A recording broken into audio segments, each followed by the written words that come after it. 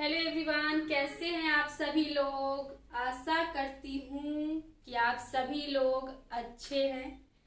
तो हम लोग भारत के राष्ट्रपति, उनकी शक्तियाँ, उपराष्ट्रपति, उनकी शक्तियाँ और प्रधानमंत्री के बारे में पढ़ लिए थे। और आज का जो टॉपिक है भारत के महान्यायवादी, अटॉर्नी जनरल ऑफ इंडिया। तो भारत के महान्यायवादी के बारे में आज पढ़ेंगे। भारत के महान्यायवादी की चर्चा आर्टिकल 76 में की गई है। महान्यायवादी की चर्चा आर्टिकल 76 में महान्यायवादी की चर्चा की गई है। ये भारत के प्रथम विधि अधिकारी, सरकार के कानूनी सलाहकार है। ये क्या है? भारत के प्रथम विधि अधिकारी है और सरकार के कानूनी सलाहकार है। ये सलाह देने का काम करते हैं, अच्छे अच्छे सलाह देते हैं। इनकी नियुक्ति कौन करते हैं? तो राष्ट्रपति करते हैं। इनका भी निर्वाचन नहीं होता है, नियुक्ति होती है। प्रधानमंत्री का भी निर्वाचन नहीं होता है, नियुक्ति होती है। और भारत के महान्यायवादी का भी नियुक्ति होता है, निर्वाचन नहीं होता है।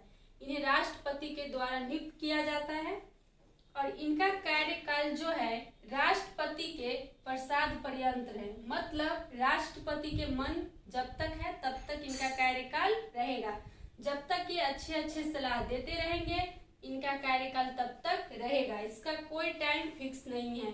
जैसे राष्ट्रपति का कार्यकाल 5 वर्ष था, उपराष्ट्रपति का कार्यकाल भी 5 वर्ष था, लेकिन प्रधानमंत्री का कार्यकाल नहीं फिक्स है, प्रसाद पर्यंत है, राष्ट्रपति के प्रसाद पर्यंत है। ठीक उसी प्रकार भारत के महान्यायवादी का भी कार्यकाल राष्ट्रपति के प्रसाद पर्यंत है।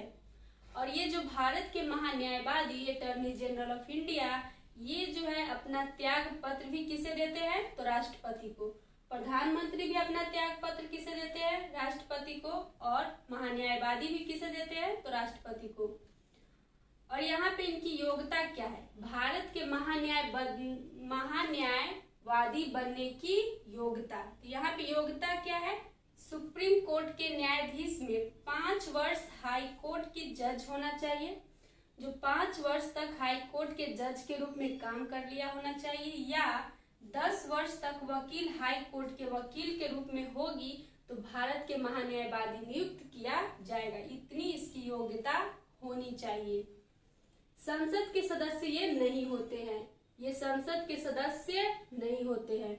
और संसद की बैठक में भाग लेने, बोलने, इसकी अनुमति इन्हें रहती है। संसद के सदस्य न होने के बाद भी उसमें बैठने, बोलने की अनुमति होती है।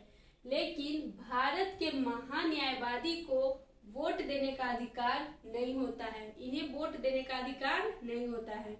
ये किसी भी न्यायालय में भाग ले सकते हैं। भारत के जो महान्यायवादी है वो किसी भी न्यायालय में भाग ले सकते हैं। तो हम लोग सीरियल वाइज पढ़ रहे हैं।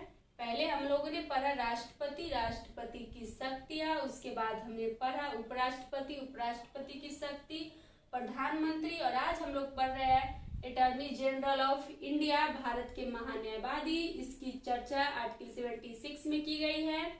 ये भारत के प्रथम विधि अधिकारी होते हैं जो सलाह देने का काम करते हैं। इनकी नियुक्ति होती है, निर्वाचन नहीं होता है, जो कि राष्ट्रपति करते हैं। और इनका कार्यकाल जो है राष्ट्रपति के प्रसाद पर्यंत होता है। जब तक राष्ट्रपति के मन है तब तक उन्हें रख सकते हैं। और ये जो अपना त्याग पत्र है किन्हें सौंपते हैं? तो राष्ट्रपति को सौंपते हैं।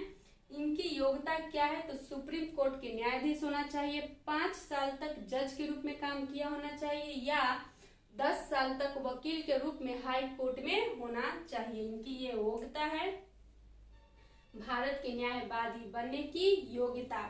सुप्रीम कोर्ट के न्यायाधीश, 5 वर्ष तक हाई कोर्ट के जज होना चाहिए, या 10 वर्ष तक वकील के रूप में कार्यरत होना चाहिए। संसद के सदस्य नहीं होते हैं ये, और ये संसद की बैठक में भाग लेते हैं। बोलने की अनुमति इन्हें होती है। इन्हें वोट देने का अधिकार नहीं है। किसी न्यायालय में भाग ले सकते हैं। आज का ये छोटा सा टॉपिक हर एग्जाम में पूछा जाता है।